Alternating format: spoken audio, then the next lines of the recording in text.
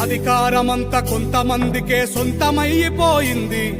వలసలతో నడిగడ్డ బ్రతుకు ఆగమైపోయింది. తిరుగుబాటు జెండెగరలేకనే మార్పు మాయమయ్యింది. పలిసినోడి కుట్టెరుగలేకనే బానిస బతుకయ్యింది. ఎన్ని ఏళ్ళు ఇంకెన్ని నాళ్ళు ఈ అణిచివేత మనపై, ఎన్ని ఏళ్ళు ఇంకెన్ని నాళ్ళు ఈ అణిచివేత మనపై. ఎదురు తిరిగి పోరాడి నిలబడితే రాదా గెలుపై. అణిచివేత ఎంత అధికమైతే ఉవ్వెత్తున లేవద ఉద్యమం.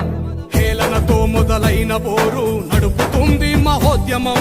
చినుకు చినుకులు ఒకటై కురిస్తే చడివానై పడుతుంది.